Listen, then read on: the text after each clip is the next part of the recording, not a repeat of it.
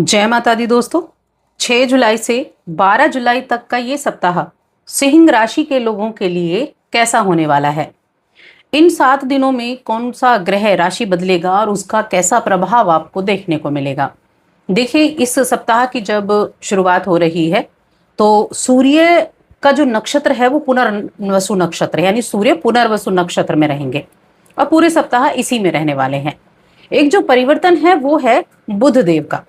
बुध देव वक्री अवस्था में 7 जुलाई को मिथुन राशि में प्रवेश करेंगे, जहां आपकी राशि के स्वामी सूर्य देव बैठे हैं। अब सूर्य और बुध जब भी एक साथ होते हैं तो क्या होता है, बुधादित्य राजयोग का निर्माण होता है। तो ये बुधादित्य योग रहने वाला है। इसके अलावा चंद्रमा का राशि परिवर्तन होगा, क्योंकि चंद्रमा तो हर 2.5 दिन में राशि बदलते हैं। अब चंद्रमा मीन राशि में रहेंगे 7 तारीख के दिन, ये 6 तारीख के दिन। तो 6 जुलाई को ये फिर मीन राशि से निकलकर मेष राशि में पहुंच जाएंगे। उसके बाद ये फिर मेष, वृषभ, मिथुन, इनमें इनका गोचर रहेगा। तो ये किस तरह से आपके जीवन पर प्रभाव देगा, चलिए जानते हैं। आगे बढ़ने से पहले एक छोटा सा निवेदन है, चैनल पर पहली बार आए हैं, अभी तक चैनल को सब्सक्राइब नहीं किया है तो जरूर कर लें। मैं बात कर रही हूँ सिंह राशि की और ये राशिफल चंद्र राशि पर आधारित है। सबसे पहली चीज, सिंह राशि के लोगों के लिए ये समय आर्थिक उन्नति और करियर सफलता के प्रबल योग बना रहा है। प्रमोशन के योग बना रहा है, वेतन वृद्धि के योग बना रहा है, साथ में अटके हुए कामों को पूरा करने का भी योग बन रहेगा। और किसी तरह की डील अगर आप कर रहे हैं तो उस डील में सफलता भी मिलने वाली है। अब आप सोचेंगे बड़ा अच्छा है, बहुत ही अच्छा है, लेकिन साथ में सावधानियां भी बनती हैं, जिनके ऊपर भी हम बात करेंगे।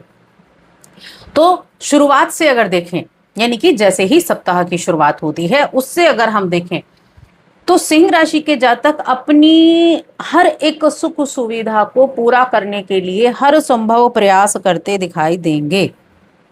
और इस दौरान ये क्या रहेगा, देखिए, जो आपके 11वें घर के स्वामी हैं, तीसरे घर के स्वामी हैं, जो आपके तीसरे घर के स्वामी हैं वो आपकी राशि में बैठे हुए हैं केतु के साथ। और चंद्रमा की, क्योंकि चंद्र राशि पर आधारित है, चंद्रमा 12वें घर के स्वामी है। 12वें घर के स्वामी होकर ये आपके 8वें घर से गोचर करके 8वें, 9वें और 10वें यहां इनमें गोचर करने वाले हैं। तो ये सप्ताह आपको सेहत का तो थोड़ा सा ध्यान रखना है, क्योंकि अगर आपने अपनी सेहत को अवॉइड किया तब आपको थोड़ा सा प्रॉब्लम हो सकती है। और सप्ताह की शुरुआत में ज्यादा है, शुरुआत में ही है असल में, क्योंकि मेष राशि में चंद्रमा अच्छी स्थिति में है, उसके बाद चंद्रमा वृषभ राशि में उच्च की अवस्था में है। तो यहाँ पर आपको थोड़ा शुरुआती समय में ध्यान देने की आवश्यकता रहेगी।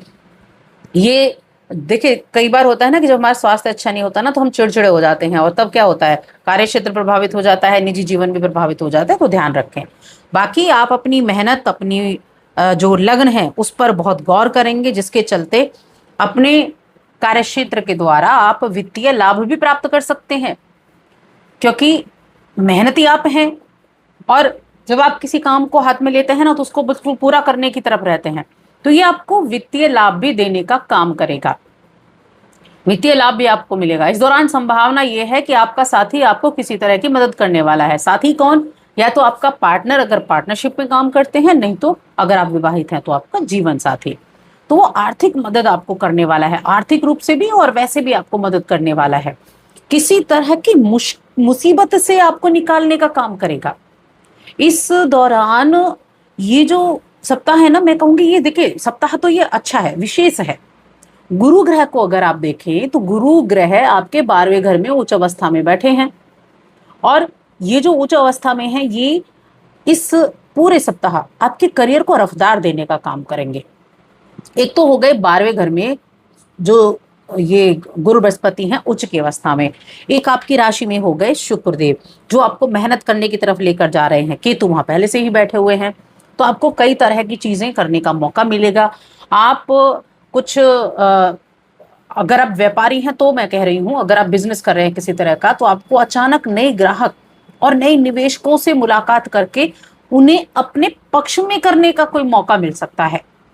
और वहीं जो जॉब कर रहे हैं उनको अपने सहकर्मियों के साथ अच्छे से बनाकर रखनी है।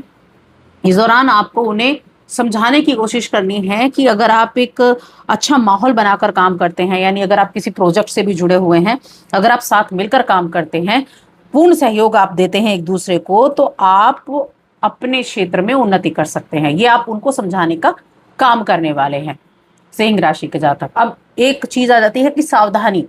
यहाँ देखिए थोड़ा सा ना विश्वासघात की आशंका बनी हुई है। निजी बातें सार्वजनिक होने की या फिर कुछ गोपनीय आपकी जानकारी होना, उसकी लीक होने का खतरा भी बना हुआ है।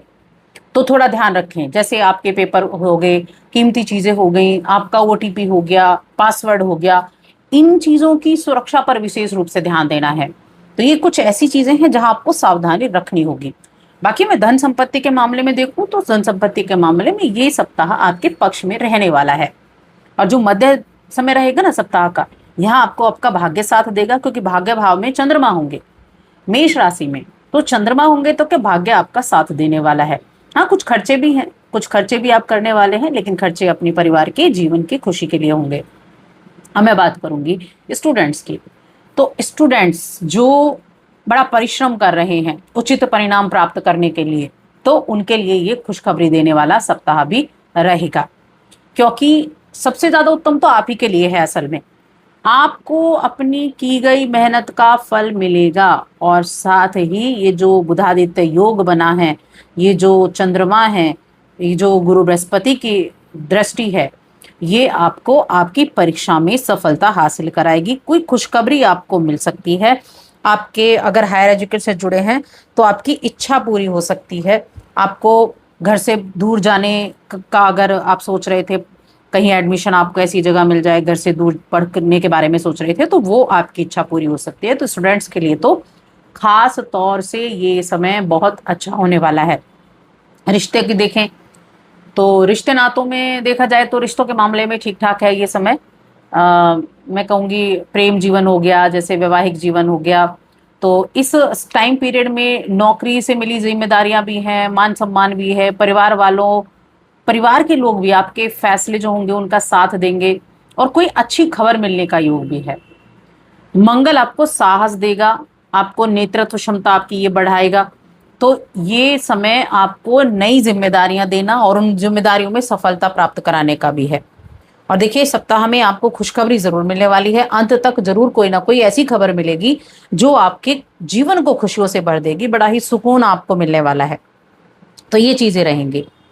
अब थोड़ा सा हम यहाँ बात करते हैं आपके शेयर मार्केट के मामले में। तो शेयर मार्केट के लिए देखिए, क्योंकि शुक्रदेव अभी आपकी राशि में आ चुके हैं, और आपका जो सिंह राशि के लोगों के लिए जो पंचम भाव है उसके स्वामी होते हैं बुधदेव। बुधदेव बैठे हैं 12वें घर में उच्च अवस्था में। तो ये समय मैं कहूँगी जो बाहरी कंपनीज हैं उनके शेयर के लिए काफ़ी अच्छा बना हुआ है। अब उपाय की बात कर लेते हैं कि उपाय आपको क्या करना चाहिए, क्या अच्छा है। प्रतिदिन सूर्य देव को अर्घ्य दें, इससे अच्छा क्या उपाय हो सकता है। और जो रविवार का दिन होगा उस दिन आदित्य हृदय स्तोत्र का पाठ करें। तो बस आज की इस वीडियो में इतना ही।